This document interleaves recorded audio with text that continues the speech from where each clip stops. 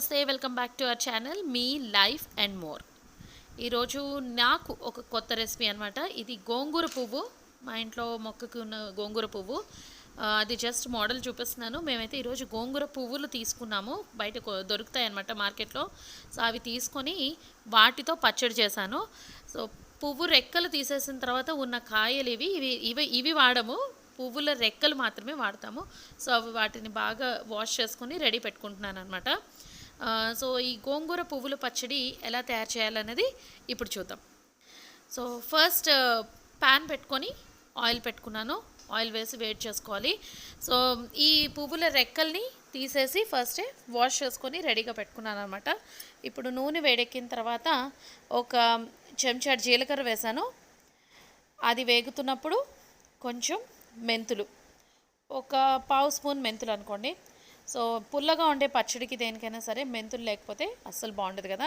So మెంతులు and ఇంగువ వేసిన తర్వాత అది కొంచెం ఫ్రై అవుతున్నప్పుడు మనం ఇందులో పచ్చిమిరపకాయలు వేసుకోవాలి. ఇది యాక్చువల్గానే ఏంటంటే గోంగూర పువ్వులకి పచ్చిమిర్చి వేసుకోవాలి.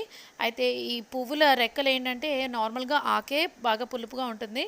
సో ఈ పువ్వుల రెక్కలు ఏంటంటే ఇంకా ఎక్కువ పులుపుగా ఉంటాయి. సో పచ్చిమిర్చి ఎక్కువే పడుతుంది అనమాట. సో ఈ పచ్చిమిరపకాయలు కొంచెం వేగిన తర్వాత ఇందులో మనం మిగిలిన ఇంగ్రీడియంట్స్ అయితే వేసుకోవచ్చు. నేనైతే ఈ రెసిపీ ఫస్ట్ టైం చేశానండి, and it is success. So అందరికీ నచ్చింది. సో ఇప్పుడైతే నేను దగ్గర ఒక చిన్న కప్పుడు నువ్వులు వేసి ఇది కూడా కొంచెం ఫ్రై అయిన తర్వాత నేను ఆ పువ్వుల రెక్కలను అయితే వేసేసుకున్నాను అనమాట. సో చెప్పాను కదా, ఈ రెసిపీ అయితే ఫస్ట్ టైం చేసినా కూడాను చాలా టేస్టీగా ఉంది, చాలా బాగుంది. అండ్ పచ్చడి కొంచెం చూడడానికి బీట్రూట్ పచ్చడిలాగా కనిపిస్తుంది, కానీ చక్కగా పుల్లగా కారంగా చాలా టేస్టీగా అనిపించింది అనమాట.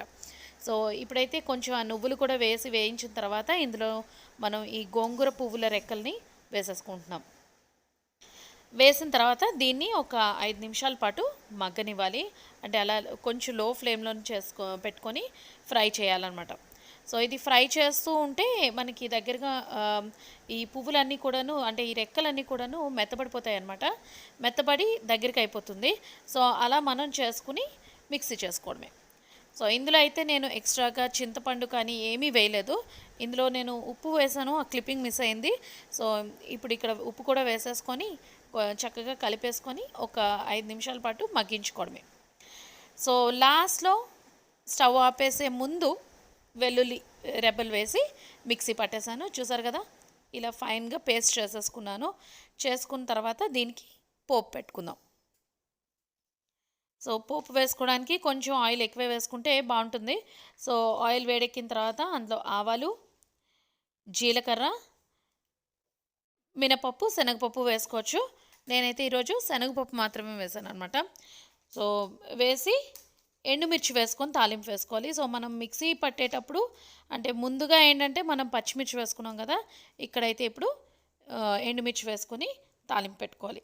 సో కారం చూసుకొని వేసుకోండి, లేకపోతే అది ఇది కలిపి మొత్తం ఎక్కువ కారం అయిపోవచ్చు. అయితే ఈ రెక్కలు ఏంటంటే బాగా పులుపుగా ఉన్నాయి. సో ఎంత కారం వేసినా దానికి పట్టేసింది. అయితే ఇక్కడ ఎండుమిర్చి వేసి ఫ్రై చేస్తున్నాను. ఫ్రై చేసిన తర్వాత లాస్ట్లో దింపే ముందు కరివేపాకు వేసి వేయించేసి దాన్ని పచ్చడిలోకి పోపు పెట్టేశాను అనమాట. సో ఇదైతే మాత్రం చాలా టేస్టీగా ఉంది. డెఫినెట్గా ట్రై చేయండి. పచ్చడి ఎలా ఉంది? సూపర్గా ఉంది. బాగుందా? గోంగూర ఆకు కన్నా పువ్వు పచ్చడి చాలా బాగుంది. Thank you.